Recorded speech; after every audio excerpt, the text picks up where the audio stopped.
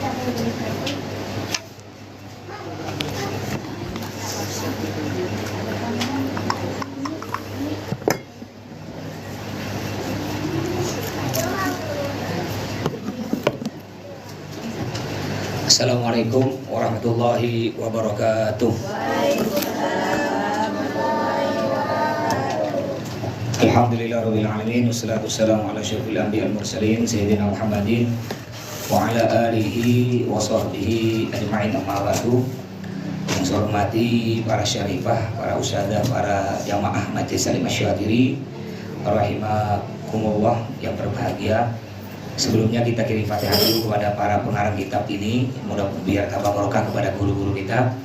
Di antaranya kepada pengarang kitab Safinatun Najah yaitu Syekh Al-Fadil Salim bin Sumer Al-Hadrami, juga kepada pengarang kitab Al-Kabair Al-Imam Al-Hafidz Syamsuddin Ad-Dahabi, kepada Habib Abdullah Syatri, Habib Salim bin Hasan Syatri, Habib Salim Syatri, Habib Hasan Syatri, kepada Alawi Alawi Hasan bin Ahmad Bahrun, juga kepada Kiai Abdul Hamid Bata-Bata, kepada semua guru-guru kita. Mudah-mudahan oleh Allah kita dapat barokah dari semua guru-guru kita, para habaib, para ulama, para kiai al-adini wa kulli niyatin shalihah wa ila hadratin Nabi Muhammad sallallahu alaihi wasallam. Al-Fatihah.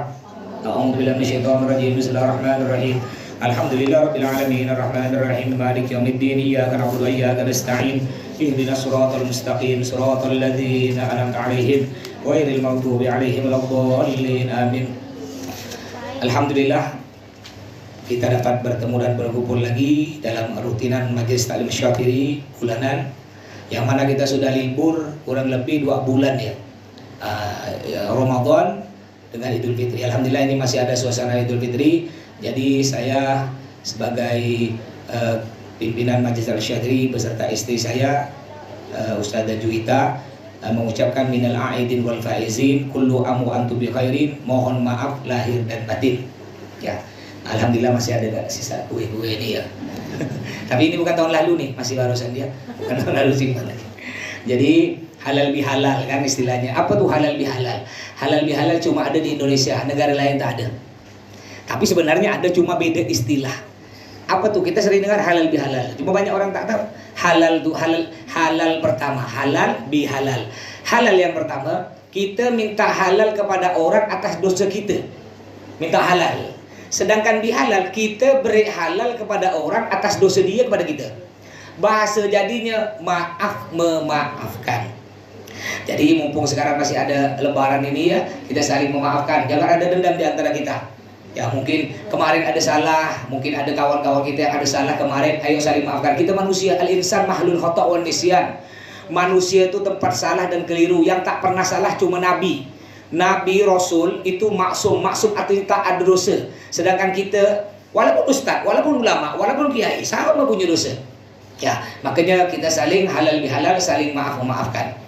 Juga insyaallah mungkin ada yang mau berangkat ikut umroh ya. Saya insyaallah berangkat umroh lagi tanggal 13 Juli. Cuman enggak terima dah, udah penuh. Udah penuh 3 bis. Yang untuk Juli udah penuh, saya buka lagi untuk keberangkatan 10 Agustus. Itu dari beberapa orang. Insyaallah saya target 100 jamaah untuk Agustus. Ada juga keberangkatan mungkin ada yang mau ikut. Ini umroh spesial bersama saya, bersama Abi, bersama Umi. Bulan Januari, cuma agak mahal.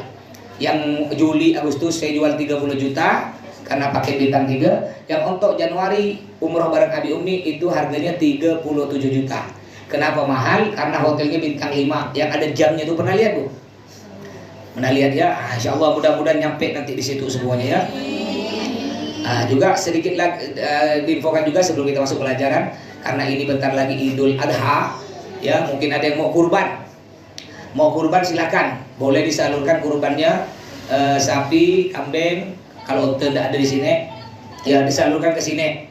Ya kenapa saya menganjurkan para jamaah sekalian untuk salurkan di sini? Karena di sini yang nanti mengkonsumsi hewan kurban tersebut adalah para santri, anak-anak yatim, ada mu'allaf, ada santri fakir, ada santri miskin, ya kaum du'afa, yang mana para santri setiap hari mereka mendoakan mudah-mudahan oleh Allah yang beri kurban, yang nyumbang donatur diberikan rezeki yang berlimpah barokah, anaknya soleh. Setiap hari mereka mendoakan. Ya santri sholat kita ngalir pahalanya, santri belajar kita ngalir pahalanya. Ya mudah-mudahan oleh Allah semua diberi ya rezeki untuk bisa berkorban. Apa kata Nabi Muhammad? Aqdimu duhayakum fa innaha ala sirati maqwayakum. Yang artinya berkorbanlah kalian, karena hewan korban kalian akan membawa kalian nanti ketika melewati jembatan Siratul Mustaqim. Jadi kita mau tak mau, siapapun pasti akan melewati jembatan tersebut. Ini jembatan ini Bu ya, pada mahsyar nih. Setelah kita bagi rapot, ditimbang, bagi rapot, macam-macam lah di situ ya. Nanti kita akan melewati jembatan Siratul Mustaqim. Di seberang sana surga. Kalau jatuh di bawah itu jurang neraka. Jembatan Siratul Mustaqim lebih tajam dari benda apapun yang paling tajam yang ada di dunia. Apa benda paling tajam di dunia ini? Silet lah ya. Kalau ibu mau coba nanti ambil pisau asal tajam-tajam, susun tuh pisau, susun. Susun tak usah tidur, susun mancung gini tuh berdiri. Itu injak.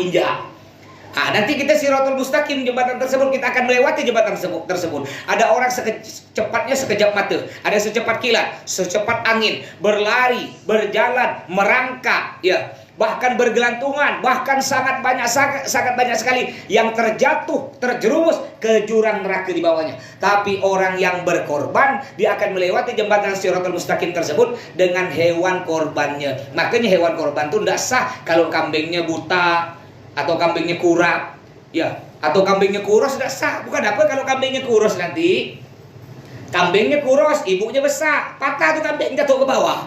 Jadi harus kambing yang sehat-sehat. Mudah-mudahan semuanya berrezeki ya.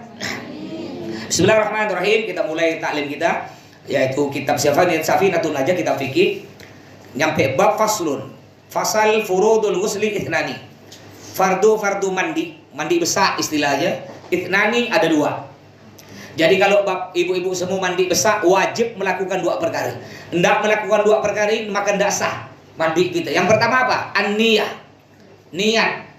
Innamal a'malu binniyat. Sesungguhnya segala pekerjaan itu tergantung niat. Kayak ibu-ibu semua yang hadir di sini. Saya tidak tahu. Niat ibu-ibu saya tidak tahu. Apakah betul-betul hadir majelis ya, atau ada niat lain? Saya tidak tahu. Makanya betulkan niat kita. Kadang-kadang makanya saya tidak mau majelis Al-Syakir ini seragam-seragam. Saya tidak mau.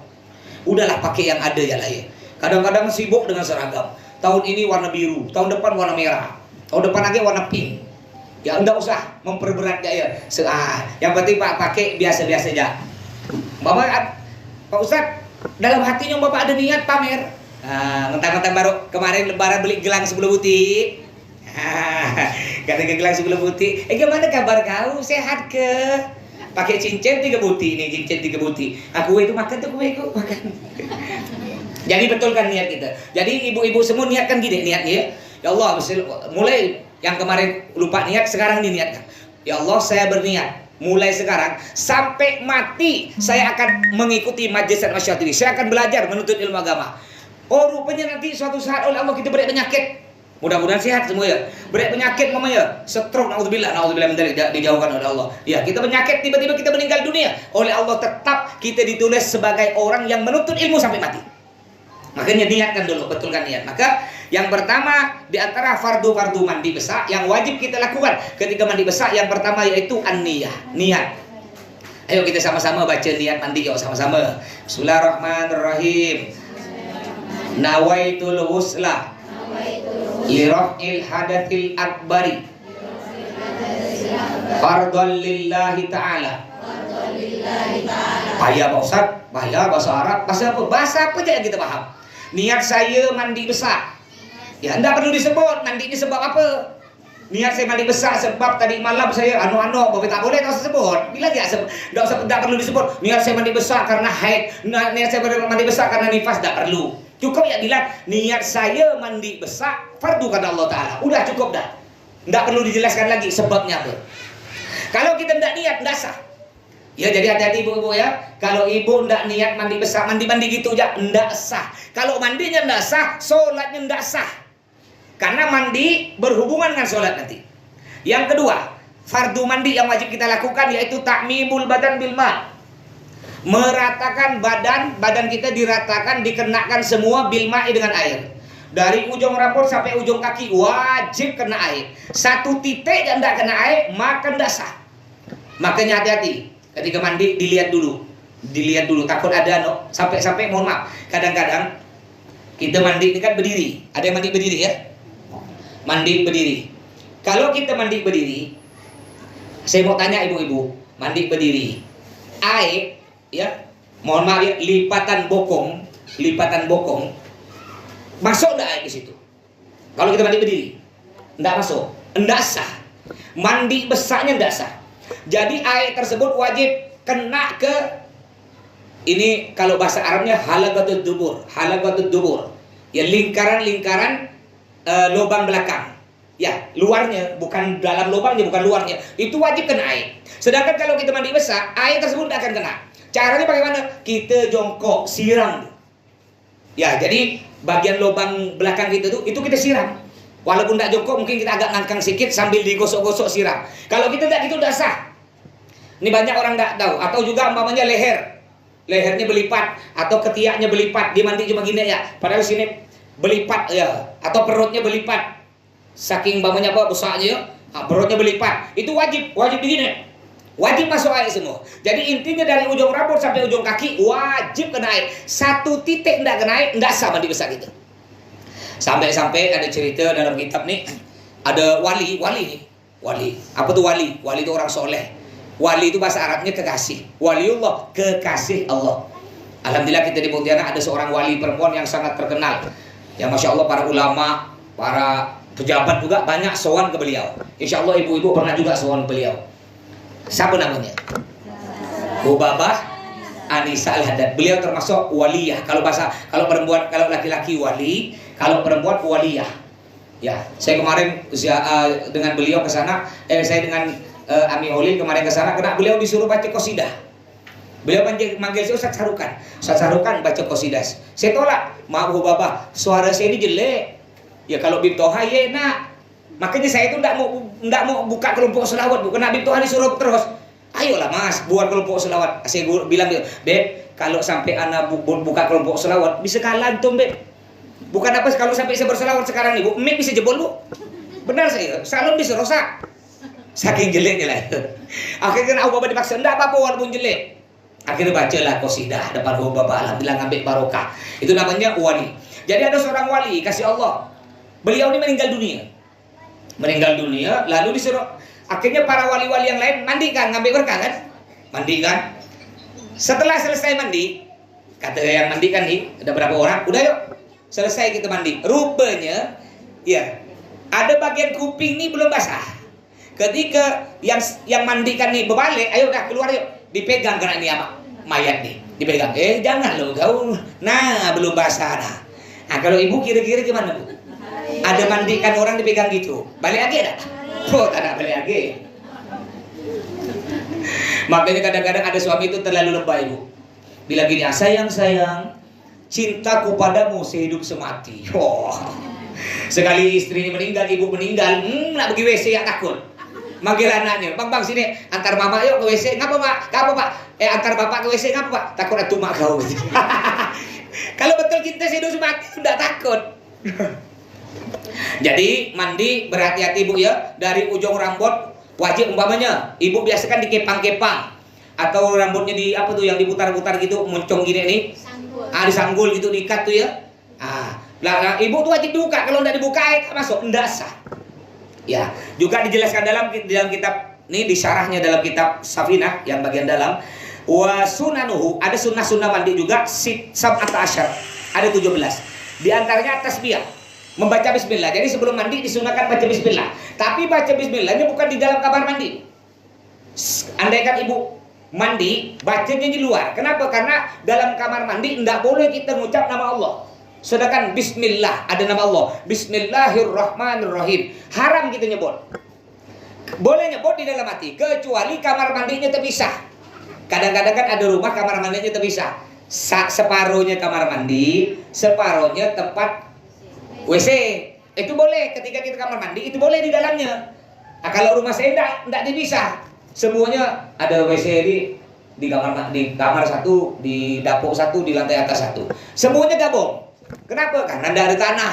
Ya kecil, mau dipisah di mana? Tidak boleh. Kalau bergabung tuh tidak boleh Bu.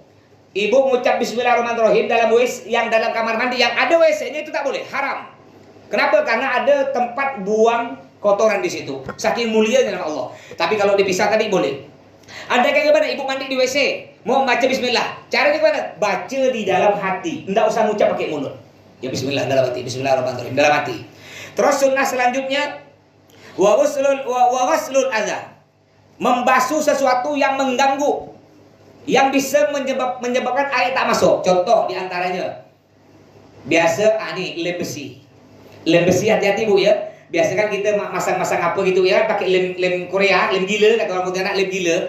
Itu kalau kena tangan, saya ini udah pengalaman, udah berapa kali saya hilangkan, pakai bensin tak hilang, pakai solar tak hilang, pakai spiritus, pakai apalagi alkohol, nggak bisa hilang. Udah saya coba semua dah. Sampai pada waktu itu saya pernah pakai silet. Karena saya takut daripada nggak nyerap air, nggak sah mandi besar, nggak sah wudhu, nggak sah sholat. Saya pakai silet pelan-pelan sampai terluka. Akhirnya saya buka di YouTube. Cara menghilangkan lem Korea, rupanya pakai garam. Kalau yang ngambil garam gini-gini kan, gosok pakai garam-garam, ya garam biasa, atau pakai minyak kayu putih. Jadi andai kan ibu kena lem Korea, lalu ibu udah bersihkan, coba digini-gini kalau pakai sabun, ya masih ada sisa-sisanya tuh, lalu nggak sah wudhunya, nggak sah mandi besarnya, nggak sah sholatnya. Yang menghalangi air. Contoh lagi, sekarang kayaknya udah tato tuh kayak udah biasa ya. Bahkan banyak orang-orang Islam yang pakai tato, laki-laki perempuan. Kalau dulu yang bertato tuh laki-laki. Sekarang malah perempuan banyak bertato. Hati-hati Bu ya, tato itu tak nyerap air. Apa Nabi bersabda? La'anallah al-washim wal mutawashim. Yang artinya Allah melaknat orang yang mentato, yang jualan, wal mutawashim, dan orang yang minta ditato. Dua-duanya Allah laknat.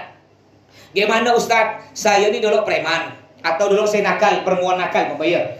Saya bertato, lalu alhamdulillah saya dapat hidayah Ustaz. Ya, saya mau tobat. Sedangkan menghilangkan tato ini tak bisa hilang karena saya permanen. Ya, walaupun pakai apa tak bisa hilang. Apakah boleh saya menghilangkan pakai sesuatu yang bisa buat apa luka? Ya, kan ada. Ya, dipakai kayak dilukakan dulu, baru diberi apa namanya? Dilaser. Itu sakit ke? Sakit. Apakah boleh pakai sesuatu yang laser yang sakit gitu? Ya, balik lagi ke firman Allah, wala tulqu aydiyakum ila tahluka. Enggak boleh kita menyakiti diri kita. Andai kita dah betul-betul bertobat, pakai sesuatu yang tidak menyakiti diri, pakai spiritus, pakai apa, tak ada hilang. Tetap ya tak ada hilang. Tapi kita betul bertobat, udah tak apa-apa. Wudu, Allah ampuni dosa kita. Yang penting jangan ngulang lagi. Ya, dan tidak perlu kita sampai menyakiti diri, meluka, tidak perlu. Terus sunnah mandi besar selanjutnya, wat tathlis 3 kali. Jadi disunnahkan Bu 3 kali. Jadi kita mandi 1, ya, mandi lagi 2. Tapi dengan syarat taslis 3 kali itu airnya udah kena semua dari ujung rambut sampai ujung kaki. Walaupun kita 10 kali kalau enggak kena, tetap enggak. Ya paling sedikit tuh 3 kali sunnahnya. Terus juga wat tahlil lisya'ar. Rambutnya Bu hati-hati kalau mandi besar, rambutnya di apa nih kalau bahasa Indonesianya? Kamu begini-gini kan nih? Apa tuh? Disisir pakai tangan lah. Jadi sambil mandi anggaplah ini pakai shower namanya. Sambil digini-gini kan nih. Biar digaruk ya. Pokok intinya digitulah. Rambut digini-gini kan, biar airnya masuk. Terus juga wal aswabi, jarinya juga perlu. Jari diginikan, dibersihkan. Hati-hati, kadang-kadang ada tai kuku. Ya, ada tai kuku yang hitam, itu tak masuk air. Tai kuku hitam itu tak masuk air. Makanya jangan merah kuku. Saya paling marah santri kalau di sini ini diperiksa setiap 2 minggu sekali, diperiksa kuku, periksa rambut. Santri hanya boleh rambut 3 jari. Enggak boleh lebih dari 3 jari. Lebih dari 3 jari kita potong. Kenapa? Biar kan enggak pantas. Masa santri rambutnya gondrong? Ya. Kukunya panjang. Ya, jadi boleh biar kuku enggak apa-apa. Boleh kuku enggak haram hukumnya, makruh. Cuma kan enggak pantas. Jadi ketika ada hitam-hitamnya, istilahnya bahasa anunya, tai kuku. Ya apa gak bahasanya itu kan apa? Kotor ya, kotoran kuku ya agak halus ya. Kalau tai kuku agak susah. Ya, kotoran kuku yang hitam biasa itu ndak nyerap air. Makanya andai kalau ibu mau miara kuku boleh, ya miara kuku, tapi dibersihkan dulu. Bersihkan dulu baru mandi besar. Terus selanjutnya juga wal bada'a bisyakil aiman. Sunnah selanjutnya kalau kita mandi besar dimulai dari bagian kanan. Anggap badan kita ini dibelah dua. Mulai nyiramnya bagian kanan. Dari atas sebelah kanan nih. Nyiramnya gini. Ke kanan. Setelah itu baru ke kiri. Ini sunnahnya. Sampai semua hal-hal yang baik disunnahkan kanan. Masuk ke sini ke tempat majelis, masuk ke masjid, tadi masuk kaki kanan. Nanti keluar kaki kiri. Yang baik-baik masuk masjid kaki kanan. Kalau yang tak baik, tak bagus, disunnahkan pakai kaki kiri. Masuk WC kaki kiri lo. Masuk diskotik. Lo kalau ada perlu contoh nih contoh. Ada kawan ibu punya utang 10 juta, kan? Ibu telepon, bila aku nak bayar? Sekarang aku nak bayar. Mana kau? Diskotik. Keluarlah teh tak. Kalau keluar tak jadi, kau masuk lo aku bayar lah. Enggak apa-apa kita masuk, boleh. Kita kan masuknya bukan nak joget, kita nak ambil utang dia, boleh. Pakai kaki kiri. Jadi intinya tempat bagus kaki kanan masuk, keluar kaki kiri. Tempat tidak bagus, tempat najis, tempat maksiat, masuknya kaki kiri, keluar kaki kanan. Atau ibu mungkin jadi apa tuh perempuan, jadi apa tuh Satpol PP kan? Atau apa pejabat, anggota dewan. Ya, kan ada perempuan jadi anggota dewan pejabat, lalu ngontrol ke tempat maksiat, tempat apa mamanya. Masuknya kaki kiri, keluarnya kaki kanan. Terus wadalku disunahkan juga menggosok. Sambil digosok biar apa? Biar apa kotorannya lepas semua, kotorannya hilang, daki-dakinya hilang. Juga selanjutnya wasatul bil halwah. Walaupun kita udah ketutup nih kamar mandi, boleh telanjang bulat boleh, enggak dosa. Mandi telanjang bulat tuh boleh hukumnya dalam kamar mandi ya. Boleh. Hukumnya makruh. Cuma disunnahkan. Kalau kita ikut Nabi Muhammad tak pernah mandi telanjang bulat, tetap tutup aurat. Ibu sering mendengar kan kalau tarawih, Sayyidina Abu Bakar Siddiq radhiyallahu an, Sayyidina Umar radhiyallahu an, Sayyidina Utsman radhiyallahu an. Coba Sayyidina Ali apa? Radhiyallahu an ada lagi di belakangnya apa? Karramallah wajha. Ngapa Sayyidina Ali beda? Apa arti karramallahu wajha? Semoga Allah memuliakan wajah Sayyidina Ali. Kenapa? Karena Sayyidina Ali seumur hidup tidak pernah melihat kemaluannya sendiri. Jangankan kemaluan orang, kemaluan sendiri beliau dari bayi sampai meninggal tidak pernah lihat.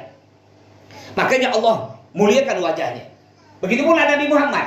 Nabi Muhammad walaupun mandi tidak pernah beliau buka aurat, tetap pakai kain sarung. Paling sikit kata ulama, paling sikit kalau kita mandi nggak usah telanjang bulat, paling sikit kemaluan depan belakang tutup. Itu paling sikit dah. Ya kalau bisa tetap kita pakai pakai apa? Pakai kain penutup. Saya masih ingat dulu masih kecil-kecil.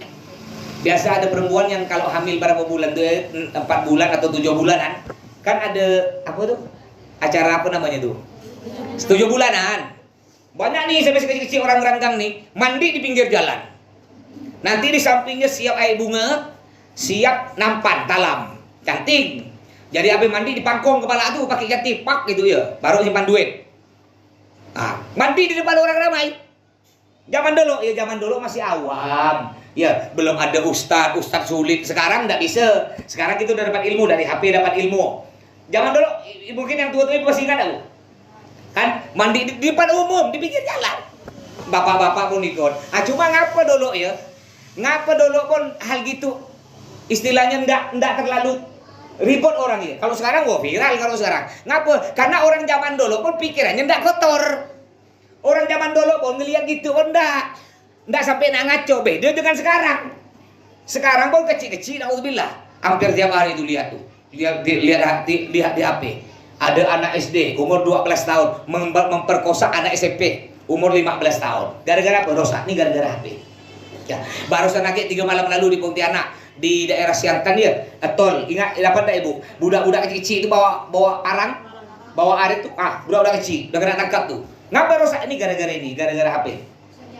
Terus watarkul isti'anah. Disunnahkan kita jangan minta tolong kalau mandi. Jangan mentang-mentang kayu yo. Ketika mandi atau ngambil air sembayang, manggil pembantunya. Nama pembantunya Wati. Ya, ada nama Wati ke sini. Kok tak ada, alhamdulillah. Wati, iya Bu Haji, aku nak mandi besar. Siramkan kepala aku. Siramkan tangan aku.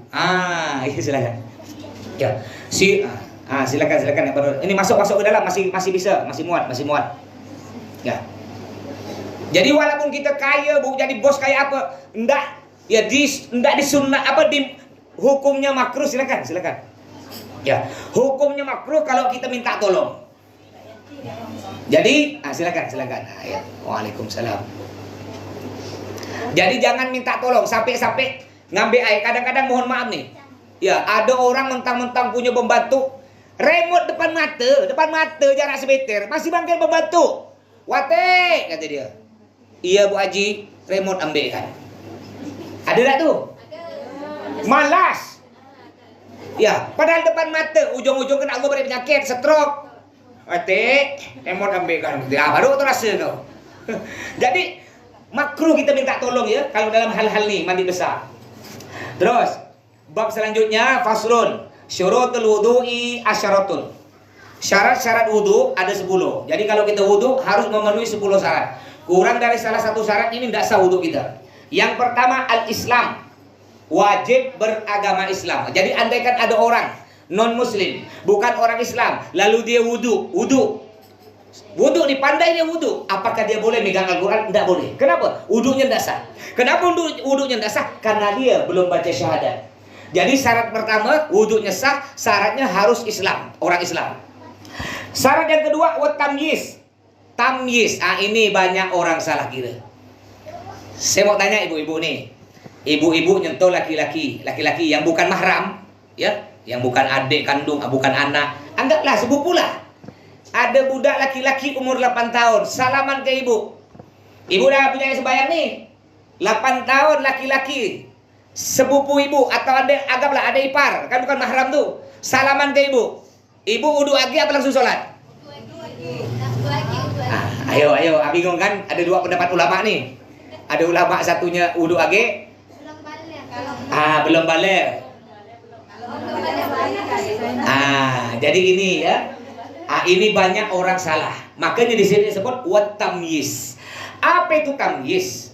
Tamyiz itu, Bu, seorang anak yang bisa bedakan baik, buruk, panas, dingin, siang, malam, bahaya, manfaat. Bisa bedakan duit, bisa bedakan warna. Itu tamyiz. Ulama mendefinisikan umurnya 7 tahun ke atas. Artinya, kalau udah umur 7 tahun ke atas, ibu-ibu nyentuh dia batal wudunya. Banyak kan biasa pendapat orang, ngapa kau nyentuh dia? Belum balik. Betul tak? Salah. Jadi yang dulu kami tak tahu, Ustaz, ya udah, tak apa, Allah ampuni. Nanti mama nih, ya ada ibu punya ada ipar umur 10 tahun, kan biasa salaman, ibu ndak sembahyang, ndak ngambil wudu lagi, ndak sah, solatnya ndak sah. Sekarang udah tahu ya, makanya disebut tamyiz di sini. Ya, tamyiz itu artinya bahasa Arabnya dari mayyaza, yumayyizu tamyizan, membedakan. Bisa bedakan. Beda nih budak kecil ini nih yang baju hijau nih. Ini. Ini belum tamyiz nih. Dia tak bisa bedakan manfaat dan bahaya. Suruh loncat dari atas, oh hebat Superman, loncat-loncat betul itu. Karena belum umur. Tapi kalau anak umur 7 tahun udah punya pikiran dah. Jadi udah tahu ya tamyiz. Yang ketiga, syarat selanjutnya wan naqo anil haid wan nifas. Harus suci dari haid dan nifas. Artinya, orang haid, ibu datang bulan. Lalu ada Al-Quran nih, jatuh, ada Al-Quran, pokoknya ibu mau pindah dari sini, mau dipindah ke sana. Ibu ngambil air sembahyang. Alasannya kan kalau punya air wudu kan bisa nyentuh Quran. Sedangkan ibu datang bulan, enggak sah. Wudunya orang yang datang bulan enggak sah. Ya, hati-hati Bu ya. Ustaz, gimana Ustaz? Saya tak punya air sembahyang nih. Sedangkan Al-Quran tuh di tengah jalan tak Ustaz, terjatuh Ustaz. Kalau saya tak ambil Ustaz, ditabrak motor tuh. Boleh tak ngambil? Boleh, karena darurat. Kalau kita tak ngambil bahaya, bisa ditabrak motor.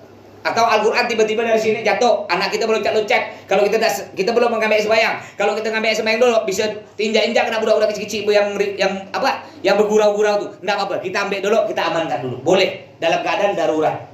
Ya. Terus syarat wudu selanjutnya yaitu wa amma yamna usulal ma ilal basyara. Sama dengan mandi besar tadi. Ngambil sembahyang tidak boleh ada sesuatu yang mencegah masuknya air. Ibu-ibu pernah enggak makan daging, setelah makan daging, lama-lama tangan tuh beluming. Sampai lemak melekat di daging. Ada enggak? Lalu ibu basuhnya ndak pakai sabun, cuma basuh-basuh gitu, lalu ngambil air sembahyang. Itu ndak sah. Ndak sah. Kenapa? Masih ada bekas-bekas lemak-lemak di situ. Beda dengan minyak makan. Ibu megang minyak makan nih, minyak makan kan, lalu ibu minyak makan langsung wudhu, ndak apa-apa. Minyak makan masih kena ke pori-pori, masih termasuk air. Tapi kalau lemak tadi, termasuk juga apa yang ndak masuk air selain lemak? Tepung. Biasa bentar lagi ini kan Lebaran, Idul Adha. Cuma di Pontianak, di kota tak meriah. Maka saya malas Lebaran sini, saya balik kampung. Di kampung istri saya ini, Bu, kampung Sari ini di Peneraman tuh, Bu. Itu kalau Idul Adha kayak Idul Fitri. Sama ada kue age, raya age, nanggo age, baju baru age. Di kampung tuh. Kalau di kota kan tak ada kan? Habis Lebaran paling pergi masjid nonton kambing. Betul lah? Mana ada kue di rumah? Tak ada. Tapi kalau di kampung saya makanya kalau Idul Adha habis saya khotbah, ya langsung cepat-cepat saya ke Penera. Biar dapat nanggo age, Bu ya. Biasa kan kalau Idul Fitri, Idul Adha kita kan buat kue. Ibu buat kue, ngadon tepung. Setelah itu kan ibu basuh nih. Basuh, habis itu ibu ambil sembahyang. Selesai sholat, Assalamualaikum warahmatullahi. Sekali terlihat rupanya di selip kuku tuh ada bekas tepung kadang-kadang kan. Itu ndak sah. Wudhunya ndak sah, sholatnya ndak sah. Makanya ketika ibu yang buat kue, yang sehari-hari ya mungkin ada jualan usaha kue, ya ini ada tuh. Tuh ini ada kita punya kawan nih. Jamaah kita itu Syarifah Eva tuh, beliau yang punya dapur babah. Yang mau beli roti, pesan roti ke beliau tuh ya. Mulai dari harga berapa? 1.000 tak salah bayar. Ada 1.000 kecil kayak guli misal gini.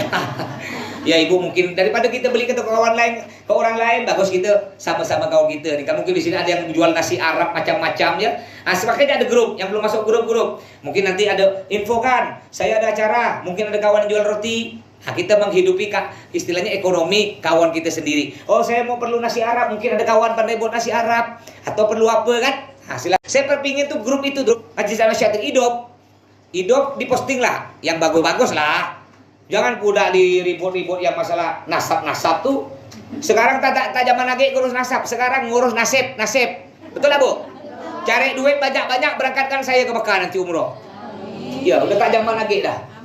Ya. Jadi kalau tepung termasuk. Terus apalagi syarat wudhu selanjutnya? Wa alla yakuna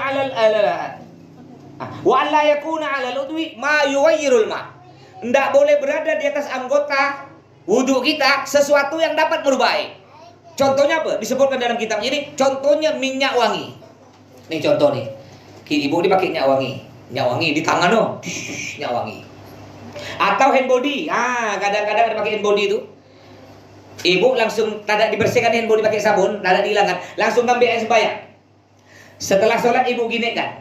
Masih ada bekas hand body. Itu wudhunya tidak sah. Atau ibu buka pakai minyak wangi banyak. Ya, lalu habis wudhu. Ngewudhu ngambil minyak wanginya masih kuat baunya. Beda kalau udah sisa-sisa bau sikit-sikit itu enggak apa-apa. Tapi kalau masih kuat, itu artinya enggak masuk merubah air. Air kalau jatuh bekas airnya wangi, itu airnya wangi. Makanya enggak sah wudhunya. Hati-hati Bu ya. Bu, saya beritahu, perempuan keluar rumah haram pakai wangi-wangian, haram. Jadi ya, kalau mau pakai wangi-wangian di dalam rumah. Ini bukan saya mengatakan, ini Nabi Muhammad yang melarang. Itu termasuk zina. Jadi ibu pakai minyak wangi, ada laki-laki nyium bau, satu laki-laki satu dosa, 1.000 laki-laki 1.000 dosa. Nanti perempuan ini nih yang pakai minyak wangi keluar rumah nih, dia bisa nyeret berapa orang keluarga dia masuk neraka. Siapa yang diseret pertama kali? Suami dia. Siapa pakai merembek? Bapak dia diseret masuk neraka. Siapa pakai? Dek beradik dia. Makanya udah keluar rumah tak usah pakai wangi-wangian, cukuplah mandi kayak sabun udah.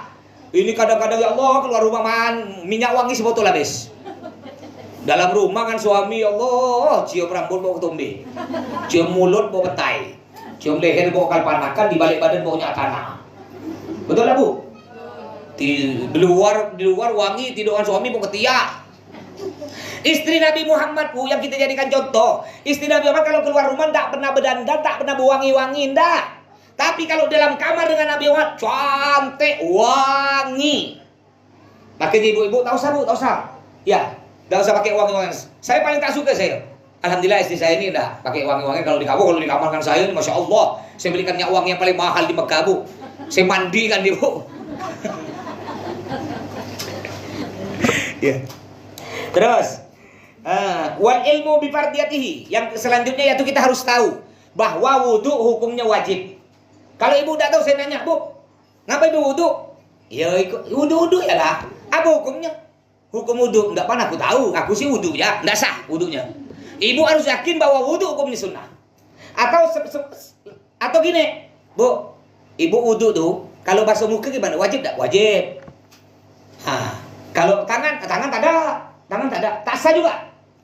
Jadi harus tahu kita bahwa basuh muka, basuh tangan wajib. Kalau telinga, sunnah. Kaki, jadi kita harus tahu. Kalau enggak tahu, enggak bisa bedakan. Ibu, basuh tangan wajib enggak? Anda tahu enggak ya? Kalau muka sih wajib. Kalau tangan tuh aku tak tahu, tak sah wudunya, tak sah. Harus dia tahu. Makanya itulah guna kita belajar. Jangan gengsi, jangan malu. Apa kata Nabi Muhammad? Utlubul ilma minal mahdi ilal lahdi. Tuntutlah ilmu mulai dari buayan ibu dari bayi ilal lahdi sampai ke liang lahat. Maksudnya gimana tuh, Ustaz? Masa bayi bisa menuntut ilmu? Ada ke bayi belajar, Bu? Ada. Contohnya, kalau kita bayi lahir, diapakan lo pertama? Azan sebelah mana? Kanan. Iqamah sebelah kiri. Itu ilmu. Ilmu apa? Pertama kali suara yang didengar oleh bayi nama Allah. Allahu Akbar, Allahu Akbar. Yang kedua didengar nama Nabi. Asyhadu anna Muhammadar Rasulullah, kan? Terus nanti meninggal sampai mati kata Nabi juga menuntut ilmu. Nanti ketika meninggal dunia di dalam kubur diapakan lagi? Diazankan lagi, dikamarkan lagi. Artinya terakhir kali kalimat yang didengar di dunia yaitu nama Allah, nama Rasulullah. Makanya kata Nabi, belajar tidak sampai mati kita tetap belajar, ya. Saya ini walaupun gini, Bu, saya belajar tuh setiap sebelum saya ngajar. Ini dari tadi pagi saya baca ini, Bu.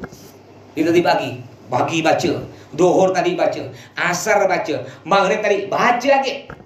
Ya, kadang-kadang saya ini bukan ngambil satu kitab, ngambil beberapa kitab. Untuk apa? Untuk penjelasan. Kalau cuma fokus di satu kitab, tidak bisa berkembang penjelasannya. Ya, jadi sama-sama tetap belajar, setiap hari belajar terus. Terus selanjutnya juga wal ma'ut tahur.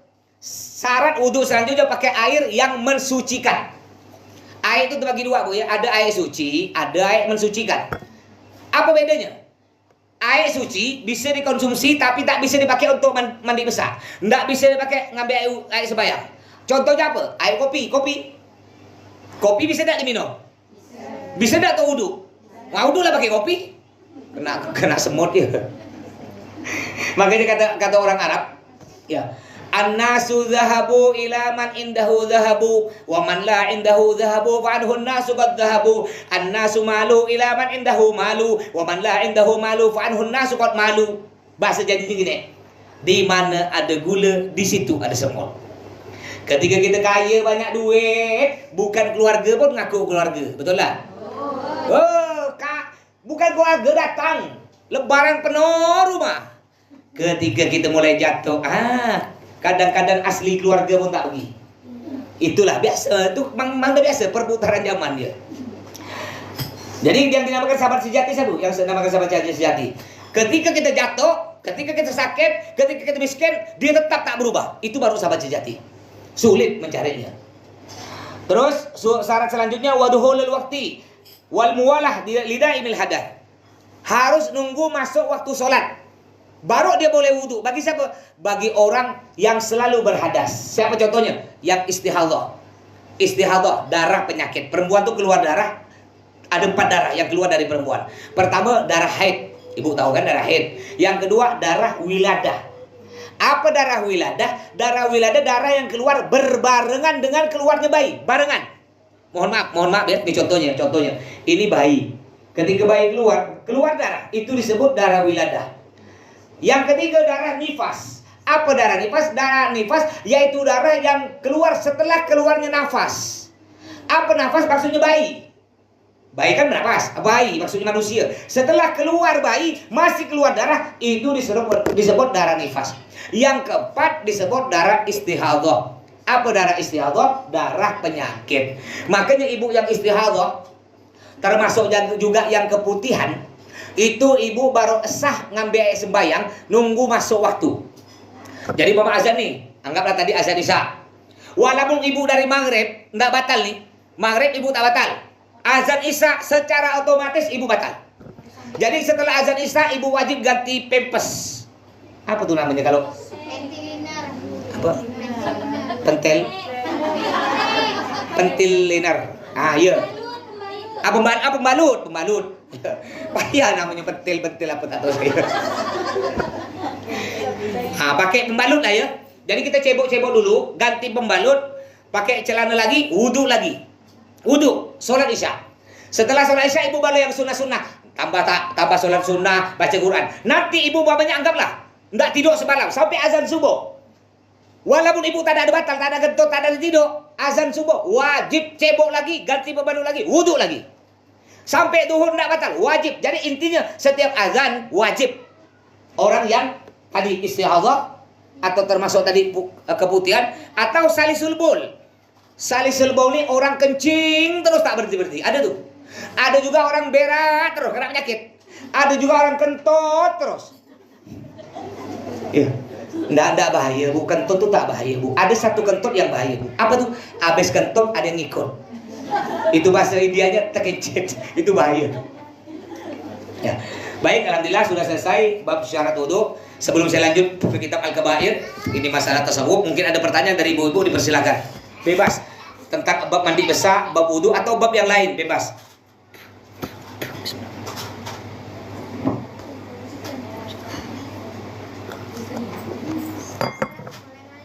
Silakan boleh. Jadi kan bagi yang datang bulan apa kan tidak boleh pegang Al-Quran ya. Tapi kalau kita pakai alas gimana? Bagus. Iya, bagus pertanyaan. Ini pertanyaan bagus. Kan kalau kita tak punya air wudu batal, kita tak boleh nyentuh Al-Quran. Bolehkah kita nyentuh Al-Quran pakai alas? Pakai sarung tangan, atau pakai jepit apa tuh? Jepit bakwahan.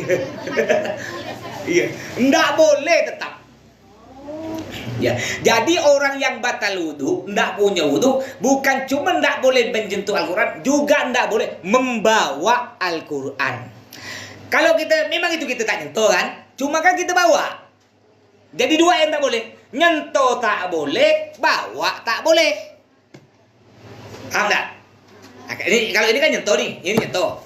Ini nyentuh, saya ini nyentuh. Tapi ketika saya gini, ini namanya bawa.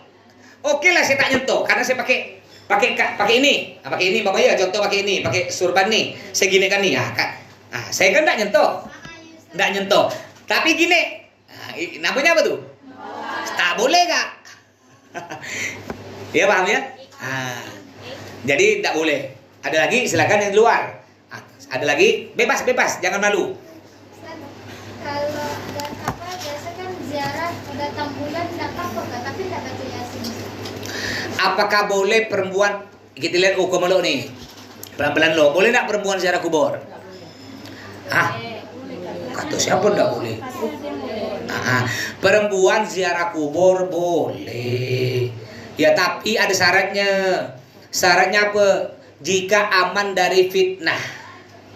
Sama dengan perempuan ke masjid. Ya sebenarnya perempuan itu lebih afdal sholatnya di rumah. Tapi andaikan ke masjid boleh, pahalanya besar juga berjamaah, tapi harus aman dari fitnah.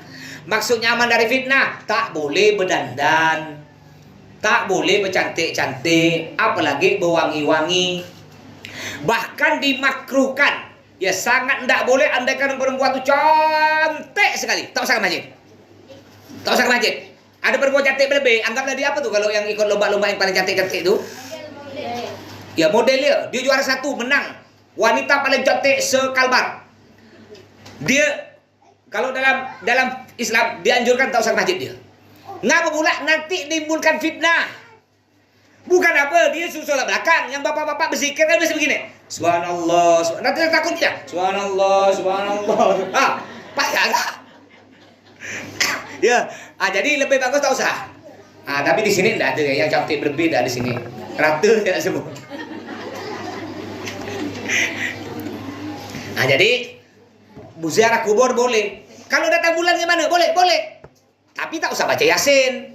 baca Yasin harus orang yang punya wudu. Yang datang bulan tidak boleh. Caranya baca yang lain, baca istighfar, baca salawat, boleh. Istighfar, salawat, subhanallah, alhamdulillah, Allahu akbar, boleh tidak apa-apa.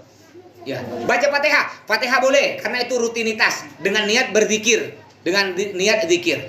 Jadi perempuan boleh ya, ziarah kubur tidak apa-apa. Tadi yang penting aman dari fitnah. Ya, baik, ada lagi? Silakan. Nanti habis ini kita lanjut.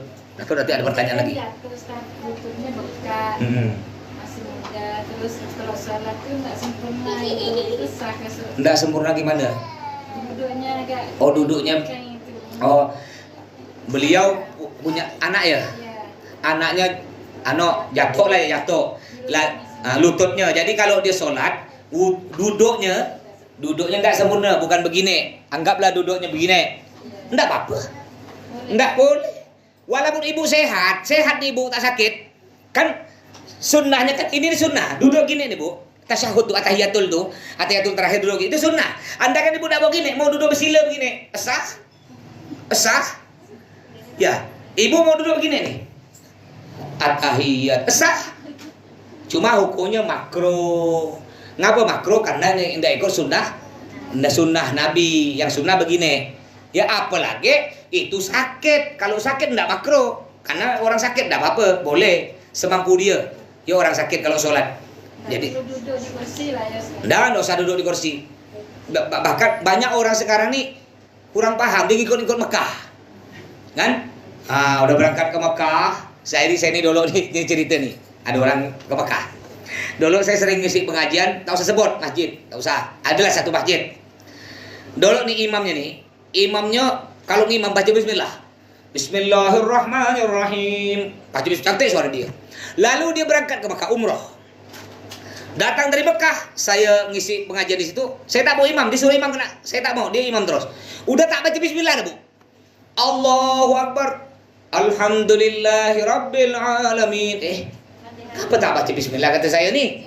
Saya utang kan dia, awas kau nanti kau habis pengajian kau. Habis taklim, saya panggil. Ji. Ya. Ngapa mula ente sebelum ke Mekah pakai bismillah, tak baca bismillah? Ikut Mekah Pak Ustaz. Oh. Ente baru ke Mekah 1 kali tak baca bismillah. Kalau 20 kali jangan-jangan tak solat ente. Anak ni tiap bulan ke Mekah, tetap baca bismillah. Ya. Jadi artinya gimana, Bu? Jangan pula kita lihat orang langsung kita ngikut kalau kita tidak tahu ulamanya.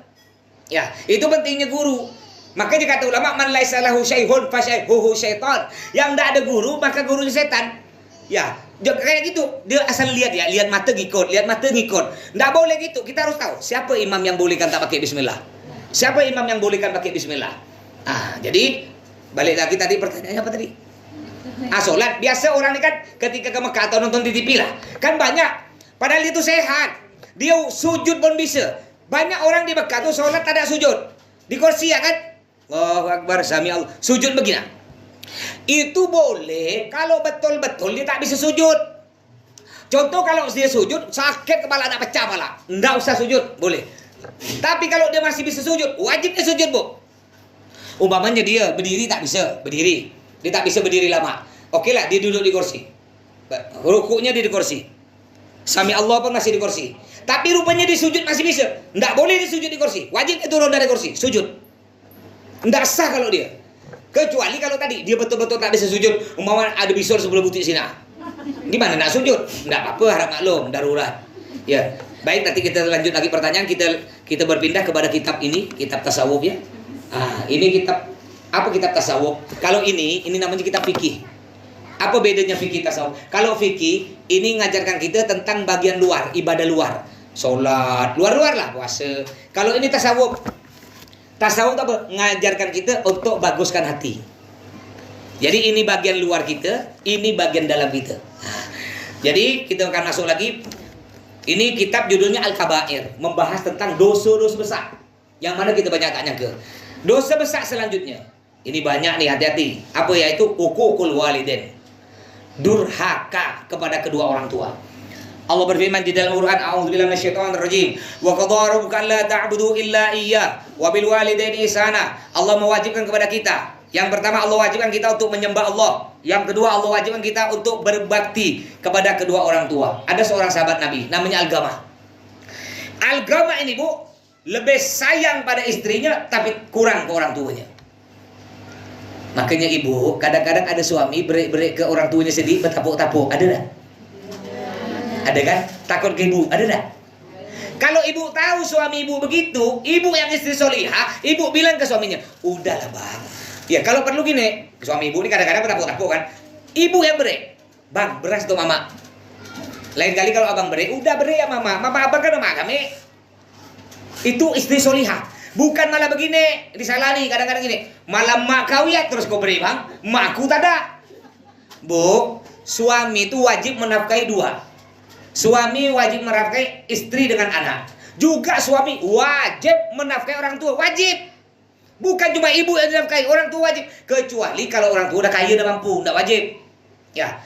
Sedangkan suami menafkahi emaknya ibu, mertua tidak wajib. Makanya jangan banding-bandingkan, kadang-kadang gitu kan. Malah mak kau ya kau diurus, makku tak ada. Beda lah Bu ya.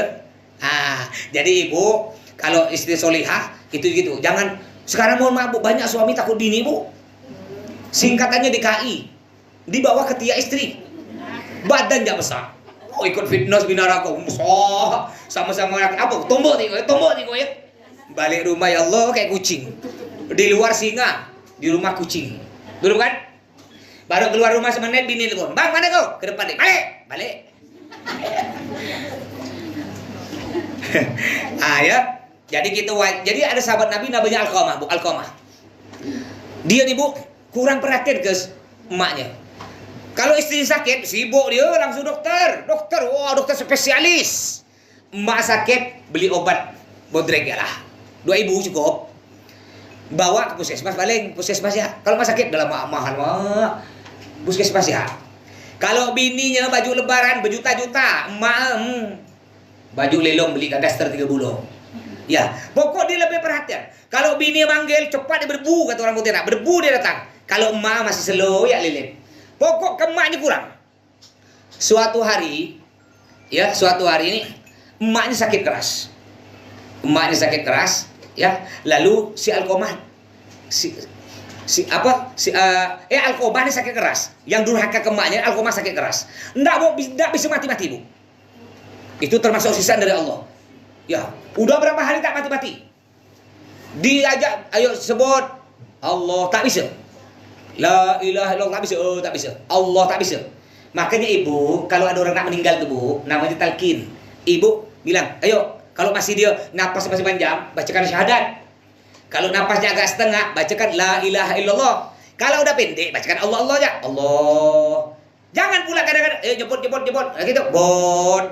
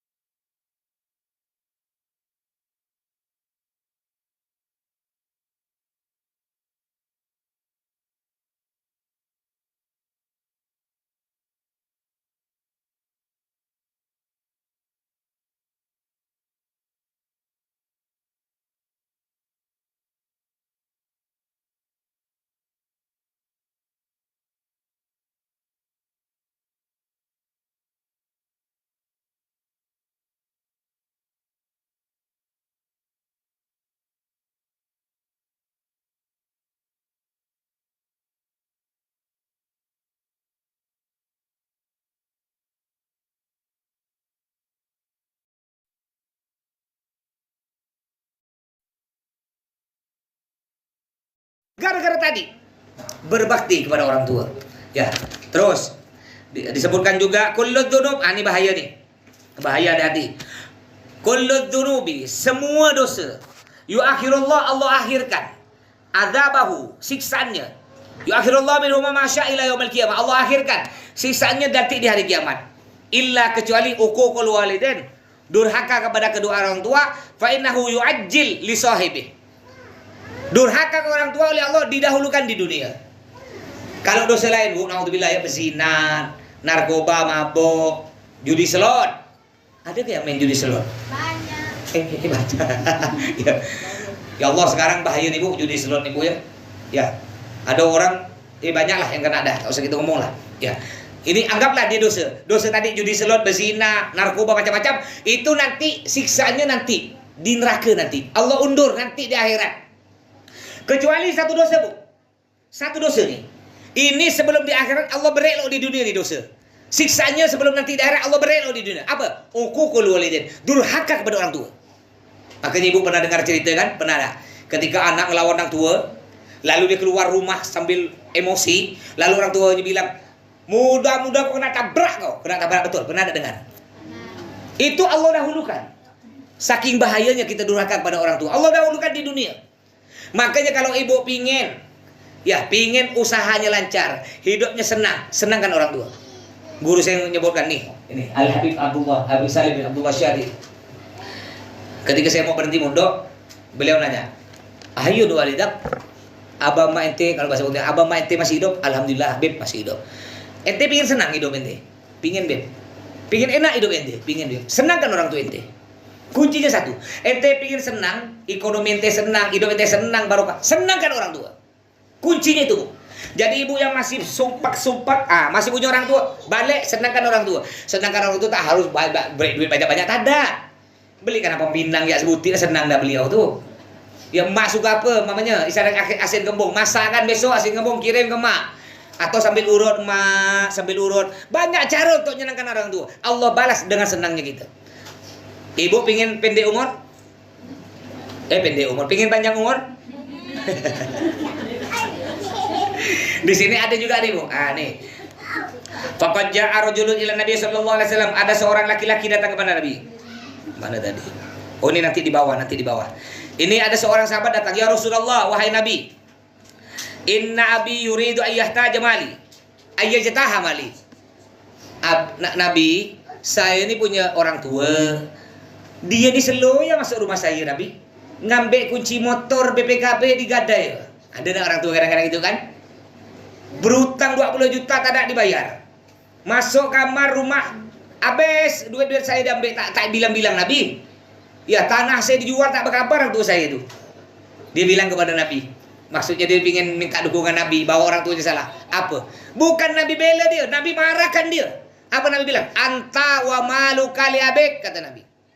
Ente, kalau bahasa Pontianak, kau dan semua harta kamu li abik milik orang tuamu. Jadi saking mulianya orang tua, Bu, kalau ngambil barang kita tanpa izin kita, enggak dosa. Tapi barang ibu ya, kalau barang suami dosa. Mama ibu punya orang tua, mak masuk rumah ibu ngambil, kalau ibu jual, tak ada izin, tak ada dosa. Tapi kalau ngambil duit suami ibu dosa, karena bukan orang tua suami. Itu saking mulianya orang tua. Tapi sebaliknya, Bu, ibu ngambil duit orang tua dosa. Jujur.